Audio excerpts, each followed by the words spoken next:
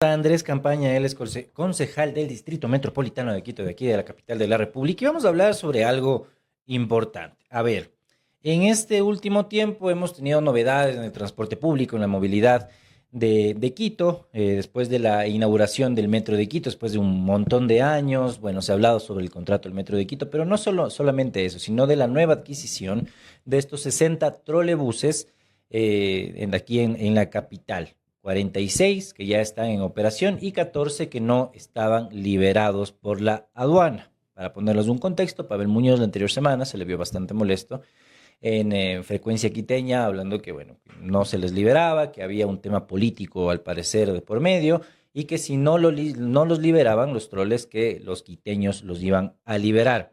Andrés Campaña ha mencionado y bueno, se ha anunciado una fiscalización de estos nuevos trolebuses porque al parecer habrían algunas irregularidades que ya las vamos a ir conversando. Bienvenido, Andrés, de este espacio de BN Periodismo, siempre un gusto tenerte por acá. Buenos días, querido Andrés, Francisco, a todo el equipo de BN Periodismo. Muchas gracias por abrirme los espacios, este medio de comunicación tan importante y fundamentalmente un saludo muy especial a quienes nos escuchan. Yo creo muchísimo en la necesidad de modernizar el transporte público y de dotarlo de dignidad para las personas. Evidentemente esa no es la realidad hoy en día. El 65% de la población, que además es el 65% de la población de menores recursos, son los usuarios del transporte público. Entonces, evidentemente ahí hay una fuerte política social e incluso de dinamización de la economía. En ese contexto se ha dado este importante paso, hay que reconocer que es un paso importante, la renovación de 60 nuevos trolebuses que sustituyen a los trolebuses que iniciaron sus operaciones en 1995, es decir, hace 30 años atrás. Sin embargo, este es un tema que desde mi concejalía nosotros hemos venido dándole seguimiento desde que inició el proceso de contratación de los troles. Y en ese contexto nosotros hemos levantado tres grandes elementos que no hemos concordado en este proceso. Si bien estamos de acuerdo en la renovación de la flota, creemos que es un paso importante, evidentemente también creemos que es necesario garantizar el buen uso de los recursos públicos, más aún cuando son recursos de todos los quiteños y todas las quiteñas. En ese contexto, este contrato tiene tres elementos que son llamativos, curiosos, y que lo hemos puesto a manos de la Contraloría General del Estado, precisamente para que la Contraloría, como órgano de control, finalmente resuelva lo que sea lo mejor para precautelar los recursos quiteños. ¿Cuáles son estas tres observaciones? Primera, existe una ley orgánica del Sistema Nacional de Contratación Pública que señala que todo proceso de adquisición de bienes por parte de instituciones del Estado tiene que cumplir la ley. En este caso, se vulnera este principio general y se firma un contrato con una oficina internacional como es UNOPS. Eso significa que no se cumple con lo que dice la ley. La ley además señala que solamente en los casos que se reciba financiamiento de organismos multilaterales, financiamiento de gobierno a gobierno o financiamiento de organismos de cooperación internacional, se podrá apelar a lo que dice el convenio internacional. El caso más emblemático es Metro de Quito, en donde Quito recibió miles de millones de dólares por parte de distintos organismos internacionales y se suscribió un contrato FIDIC, así se denomina, que está encima de la ley. Pero en este caso no se cumplió aquello. Para simular que se cumplía, se pone por parte de, y ahí va nuestra segunda observación, se pone por parte del municipio de Quito 36 millones de dólares para los 60 trolebuses y por parte de UNOPS se pone $50,000. Pero no solamente de que esa fue la forma como se burló la ley, sino que además luego en el mismo convenio se establece que el municipio de Quito le reconocerá a UNOPS como intermediaria $2.500.000 por conceptos de gastos administrativos. Entonces, evidentemente que termina siendo un buen gestor, un OPS, porque pone $50.000 y le devuelven $2.500.000. Esa es nuestra segunda observación. Cuando la ley establece que está prohibido intermediarios en general, cuando está prohibido agentes de comercio, es decir, no se puede recurrir a terceros. Solamente, y aquí una aclaración, solamente establece la ley una salvedad, que es en el caso de salud.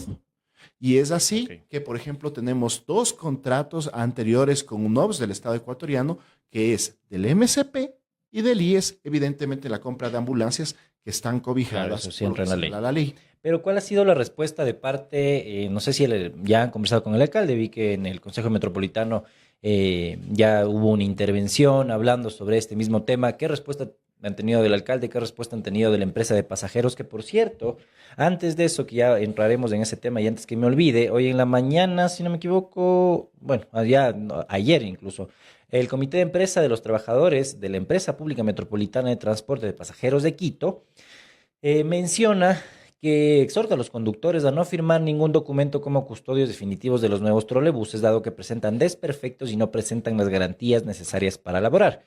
Entre las múltiples fallas reportadas están descarrilamiento, rotura de cabezas colectoras, rampas que se caen solas, tercera puerta de la unidad no coincide en la puerta de los andenes de la extensión Recreo Quitumbe y línea aérea en mal estado. La línea aérea se refiere a los cables que están desde el 95 ahí. Y dice, por esta razón el gremio convoca a sus miembros a un plantón en la sede municipal para exigir al alcalde Pavel Muñoz que se corrijan todas las fallas de las unidades. A ver, lo que llama la atención, claro, son estos desperfectos, que es importante justo lo que tú mencionas, Andrés, sobre el tema legal. Sin embargo, digamos que ya lo retomamos después. Pero en tema de uso diario, ¿cuáles son los desperfectos que tendrían estos troles? Porque según lo que se menciona, 7 de los nuevos 46 trolebuses que ya están en operación tendrían desperfectos. ¿Cuáles serían estos? Sí, había hecho esta introducción porque es importante contextualizar, Claro que sí. y evidentemente ver cómo esto repercute en la ciudadanía. Frente a la necesidad de estos hechos, solicitamos pues que se nos dé el contrato. Y resulta de que se nos negó el contrato porque tiene un carácter de confidencial. Al haber firmado entre UNOPS y la empresa china Yutong, ese contrato es confidencial. Ni siquiera la empresa de transporte de pasajeros lo tenía. Y, por lo tanto, nos limita la facultad de fiscalizar cómo se utilizaron los recursos públicos. Y no conocemos el contenido de ese contrato. ¿Eso en qué deriva? Precisamente en lo que estamos evidenciando el día de hoy. Yo la semana pasada había tenido la información del desperfecto en una unidad, la ET60, que incluso es un video que ya ha circulado en las redes sociales, que es una unidad que tiene este descarrilamiento de la catenaria, que son los cables que permiten la alimentación energética del trole, que al haber este descarrilamiento se fue llevando otros tallarines que existen en nuestra ciudad lamentablemente, y eso ocasionó pues un daño en el pantógrafo. Pero eso es problema ¿del bus específicamente o de la línea aérea? Porque digamos, si es un problema del bus, estaríamos hablando de, sí, un desperfecto. Pero si es de la línea aérea, que también no le quita la gravedad del asunto, pero estaríamos hablando, digamos, que de otro tema.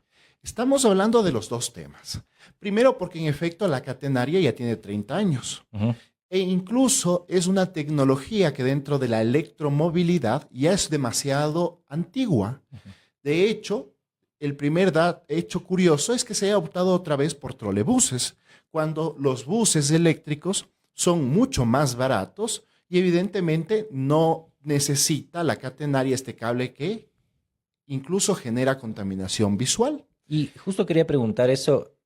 A ver, estos trolebuses son 100% eléctricos. No 100% eléctricos. No son como la flota del 2014, exacto, que son de diésel, que también es contaminante. A ver, si uno ve a la vista y es mucho mejor. Yo siempre vengo por la vía del trole, es mucho mejor por el ruido y todo. Sin embargo, ¿estos trolebuses no funcionan sin las catenarias?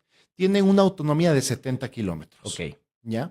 Pero el funcionamiento general siempre va a ser la catenaria. Ya, Entonces, evidentemente ahí se optó por una tecnología muy antigua en cuanto a electromovilidad. claro. Entonces, es problema de la catenaria y es problema también de los brazos que comienzan a tener fisuras o se rompen y que también, por ejemplo, el comité de empresa, es decir, el sindicato del trolebús, ha puesto en conocimiento de la ciudadanía. Entonces, eso ha significado también que, por ejemplo, el día de ayer circuló otro video en donde tenemos un bus que está paralizado precisamente a la altura del Labrador. O el día de hoy nos acaban de remitir un video de otro bus que precisamente tiene otro problema en los brazos de conexión en la altura de Elías, aquí muy cerca. Ahora, el día de ayer, bueno, el día martes, en efecto, compareció el gerente y la sorpresa fue que cuando yo planteé de que existía una unidad, la ET60, que había sufrido este descarrilamiento en Chimbacalle la semana pasada, desde el concejal Michael Aulestia ya se advertía de que 7 unidades de las 46 tenían problemas. Ujú. Y la respuesta del señor alcalde fue de que, ¿por qué nos hacemos problema de las 7 unidades cuando deberíamos reconocer que 39 están funcionando? Pero resulta de que la flota es totalmente nueva y no debería presentar esos inconvenientes. Claro. Ayer me abrieron las puertas, tengo que reconocerlo públicamente.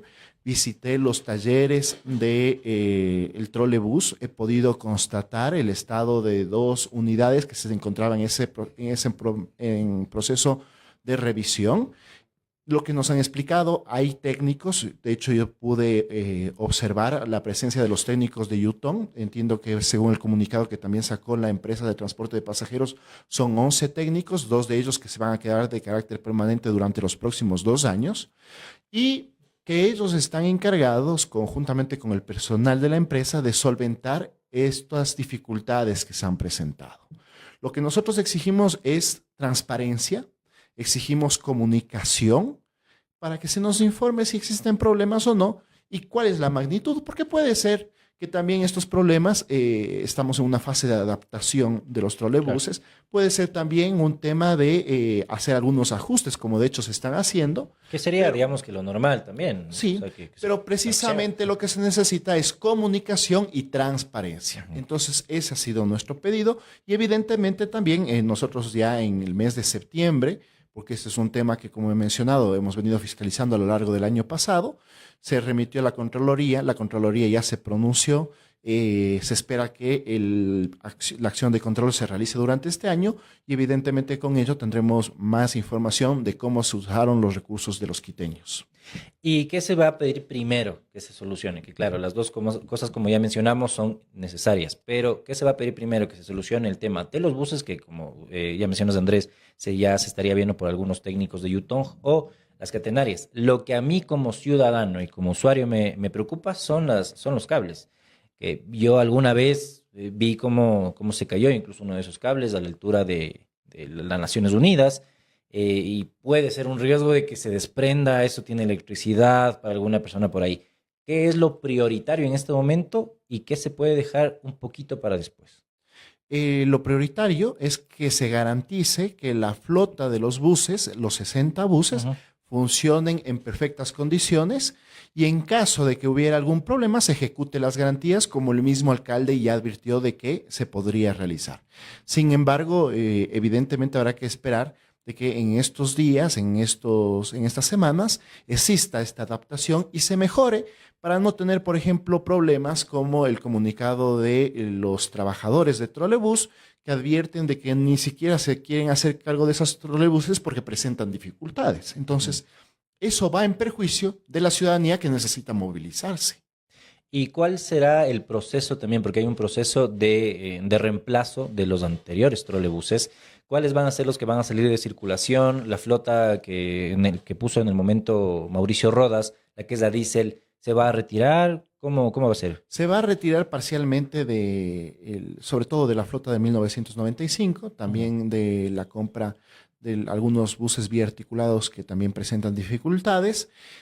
Muchos de ellos incluso se piensa destinar a donaciones para que se utilicen en distintos usos. lo cual nos parece que es positivo. Y también, pues, evidentemente, son buses que, por ejemplo, en promedio ya han superado más de 1 millón de kilómetros recorridos. Un montón. Entonces, ciertamente eran buses que eran ya necesarios este proceso de cambio. Insistir, nos parece importante, reconocemos, aplaudimos la modernización del transporte público, pero evidentemente también esta modernización tiene que ir acompañada de transparencia y cuentas claras.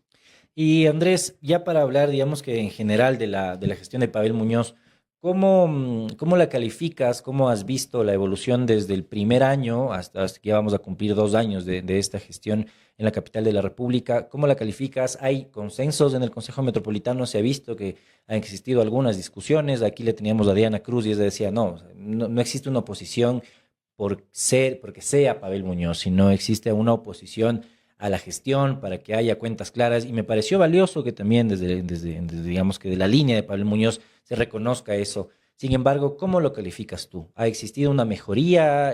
¿Las cosas no están caminando bien? Pues no, el alcalde Pavel Muñoz ha tenido condiciones muy favorables que otros alcaldes no han tenido. Una de ellas, por ejemplo, es siempre se habló de que la presencia de los concejales en los directorios de las empresas públicas limitaban la gestión. Los concejales desde el primer día nunca formamos parte de los directorios, es decir, las empresas públicas están bajo estricta responsabilidad de Pavel Muñoz.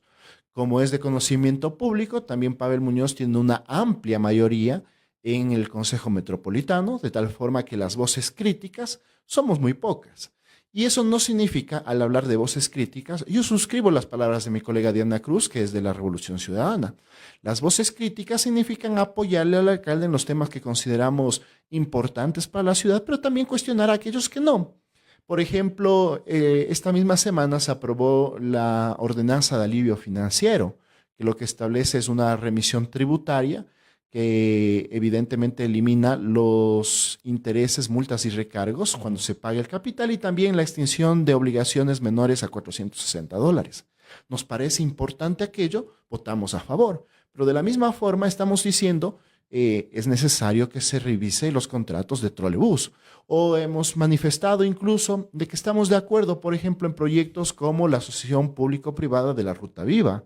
Estamos de acuerdo de que se construyan 3.7 nuevos kilómetros. Estamos de acuerdo en la rehabilitación de los 12.6 kilómetros que tiene actualmente la Ruta Viva. Estamos de acuerdo incluso en que exista un peaje, pero no estamos de acuerdo en que la tarifa del peaje sea 10 centavos por kilómetro recorrido, que equivale a pagar $1.60 por una vía de 16 kilómetros, como sería la Ruta Viva con su extensión. Entonces, evidentemente hemos planteado esas observaciones y lo que nosotros esperamos es que de forma democrática y exista la suficiente receptibilidad para poder procesar estas inquietudes. Lastimosamente tengo que decir, así como hay colegas concejales como Diana Cruz que reconoce que no hay una oposición al alcalde como tal, sino lo que hay es estas voces críticas, también muchas veces hemos escuchado por parte de otros colegas concejales o del mismo alcalde calificativos despectivos. De hecho, en alguna oportunidad estuvo en este mismo medio de comunicación el alcalde refiriéndose al tema de la ejecución presupuestaria. Y evidentemente nosotros sobre el tema de ejecución presupuestaria en base a la documentación tenemos otra perspectiva de cómo evaluar la gestión.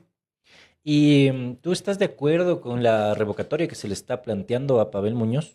Yo no puedo estar de acuerdo ni en desacuerdo porque la ley me prohíbe como concejal pronunciarme o promover una de las opciones dentro de la revocatoria del mandato. Lo que sí creo es que es saludable una ciudadanía que actúe de forma responsable y empoderada y que ejerza los mecanismos de democracia participativa, como son la revocatoria del mandato, como es la silla vacía o la consulta popular. Creo que por una concepción democrática siempre son saludables absolutamente todos estos mecanismos en los cuales la ciudadanía puede pronunciarse. Y ya para terminar, Andrés, ¿cuáles son las prioridades en este momento en el Consejo Metropolitano de Quito? Tenemos algunas cosas que podríamos mencionar, podría quedarme aquí todo el día. Por ejemplo, no sé, lo que me acuerdo, en el norte todavía no están puestos los volardos, solamente está puesto el volardo de una ciclovía que también es bastante cuestionada y peligrosa en la avenida La Prensa. Hay muchas lluvias que han dañado la mayoría de vías de aquí de la capital, por más de 2 meses de lluvia, que, bueno, tampoco se le puede culpar a un concejal o a un alcalde, pero habría que ver y habría que revisar cómo se hacen esos procesos. El tema de la movilidad, de las frecuencias, de la interconexión. ¿Cuál es la prioridad en este momento según las necesidades de los quiteños? Hay varias prioridades. Por ejemplo, una prioridad es la seguridad, pero hay que reconocer de que ahí tenemos competencias concurrentes con el gobierno nacional. Pasa lo mismo en materia de desarrollo económico, pero hay un tema que nos preocupa a todos y que es responsabilidad exclusiva de la alcaldía, y es precisamente la movilidad. Y en ese sentido, yo creo que si bien se han dado pasos como este de la renovación de los trolebuses, ha faltado muchísimo que hacer. Voy a mencionar algunos ejemplos. Enhorabuena, se puso en funcionamiento Metro de Quito, pero hasta el día de hoy no cuenta con los contratos de mantenimiento preventivo correctivo. Según el gerente, se espera que para el mes de octubre recién se cuente con los contratos de mantenimiento preventivo correctivo. El Metro de Quito, para convertirse en la columna vertebral de la movilidad, necesitaba una reestructuración de rutas que debía cumplirse hasta el 9 de junio. Hasta el día de hoy no tenemos reestructuración de rutas que, por ejemplo, nos permitan a quienes vivimos en el eje oriente-occidente conectarnos al Metro de Quito. No existe integración física, operacional y tarifaria de los subsistemas de transporte metropolitano. Hoy una persona sigue pagando hasta $1.15 por trayecto, porque en mi caso, por ejemplo, yo tomo un bus para irme de San Isidro del Inca, donde vivo, a la estación de Labrador, pago 35 centavos. Desde la estación de Labrador hasta la estación de San Francisco, pago 45 centavos en el metro. Y finalmente, si tuviera que tomar otra unidad, termino pagando $1.15, cuando la normativa dice que la tarifa integrada en Quito es de 60 centavos. Estos son los elementos, entonces, que deben trabajarse de forma profunda. Y evidentemente también está el proceso de modernización de los 3.200 buses bajo responsabilidad de las operadoras privadas, que siguen siendo contaminantes, por ejemplo, y que la ciudadanía constantemente se queja de distintas molestias. Uno de los temas muy importantes es el cambio de modelo de transición, el pago por kilómetro recorrido o el pago por kilómetro pasajero, para dar fin a la guerra del centavo, buses que compiten unos a otros en la calle de nuestra ciudad, en detrimento de la seguridad de sus usuarios, en detrimento de la seguridad de los transeúntes y de los ciclistas, porque son generalmente las víctimas de los siniestros. Falta pensar, por ejemplo, en la necesidad de que este modelo de gestión permita garantizar transporte público 24 horas del día, los 7 días de la semana, como sucede en cualquier metrópoli del mundo. Y finalmente, ya que mencionaste el tema de movilidad sostenible, se nos ofreció, luego de que declararon desierto el contrato de la bicicleta pública, que íbamos a retener la bicicleta pública en el 2025. Nos encontramos en abril del 2025 y Quito no ha recuperado su bicicleta pública, en el cual se movilizaban 18,000 usuarios y que evidentemente es un paso significativo también en cuanto a movilidad sostenible. Y eso nos hace ver, lamentablemente, como una capital atrasada a comparación a otros lugares, que bueno, habría que ver con el tiempo cómo avanzamos. Te agradezco mucho, Andrés, Muchas por gracias esta entrevista y ojalá tengamos otra oportunidad para seguir hablando sobre los temas importantes de Quito. Ya nos vemos, ya regresamos.